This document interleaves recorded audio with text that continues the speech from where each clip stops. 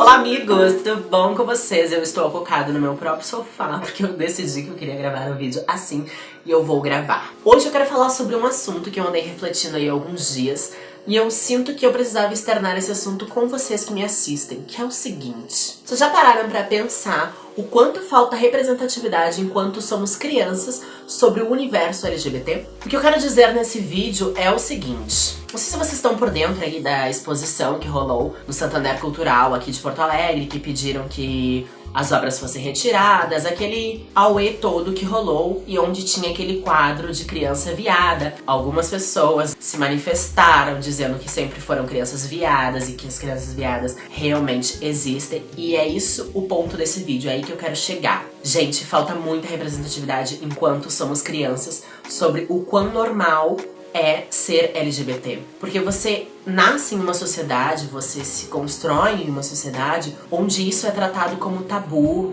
como doença, né? Como já alegaram aí, não é mesmo? Já gravamos vídeos sobre isso. Então você acaba achando que tudo isso é anormal e que isso não existe até certo ponto, porque depois você começa a ver, e depois quando você começa a ver, você foi ensinado que aquilo é errado. Quando você se encontra com aquela situação, pra você aquilo é errado. Só que na verdade não é. E se você tivesse sido educado desde pequenininho a entender que as crianças viadas sim existem, nada disso aconteceria e a nossa sociedade seria uma sociedade muito melhor. Porém, né, gente, a gente sabe que não é assim que as coisas funcionam. E nesse vídeo eu não quero impor, gente, nada quanto à sexualidade das crianças. Não é isso. Eu só queria que as coisas fossem mais claras quanto a gente fosse pequena e que houvesse mais representatividade, para que essas crianças pudessem se identificar caso elas fossem. Porque sim, elas existem, né? Não é mesmo?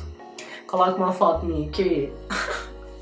Enfim, eu queria dizer que se existissem desenhos animados, por exemplo, que retratassem esse universo, como por exemplo aquela animação maravilhosa que fizeram, onde um menino se apaixona por outro menino, onde foi retratado com a maior naturalidade possível, como é uma coisa que existe sim, as crianças entenderiam, mesmo se elas não fossem, elas entenderiam como isso fosse normal, entendeu? Tipo, eu sei que existem muitas famílias já, né, que existem aí, que tratam esse assunto já nas suas casas como normal, como deve ser respeitado, mas gente, a gente sabe que isso não é a realidade.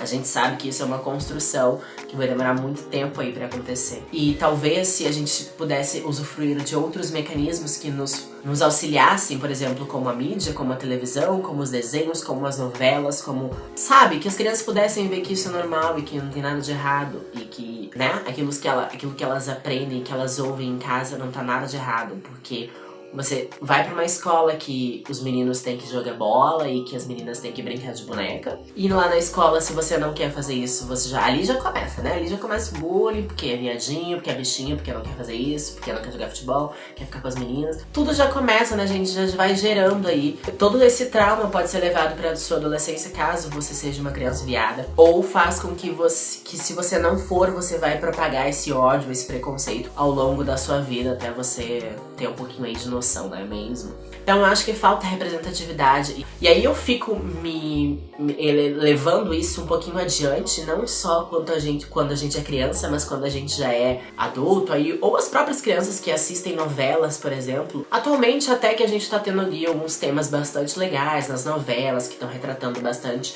realidades LGBT, estão dando visibilidade pra causa. Apesar de ainda darem umas cagadas, né? Por exemplo, tratarem o assunto trans, em vez de contratar um ator trans pra fazer o papel, contrata uma pessoa cis, né? Mas são pequenos passinhos e que, de fato, fizeram com que uma novela das 9, que passa em rede nacional, em horário nobre, tratasse desse assunto de maneira bastante bacana. Então já é um passinho, né? Mas vamos ignorar os passinhos errados aí. Mas seria interessante que desse tudo certo, né? Porém, como eu tô falando aí de novelas, voltando aí ao assunto das crianças viadas, vocês já perceberam que antigamente, assim, não muito antigamente, ainda existe, né, bastante, que quando tem algum gay ou alguma lésbica, sempre, ou o gay é o que faz palhaçada, o bobo da corte, o cabeleireiro, o que faz gracinha. Nada contra cabeleireiro, gente, eu tô falando que eles estereotipam os tipos de gay, como se o gay pudesse ser só cabeleireiro, só maquiador, sabe? Tipo, não, sabe? Tipo, gays fazem muitas outras coisas na nossa sociedade, são pessoas normais, são pessoas que podem ter um emprego como qualquer outra pessoa.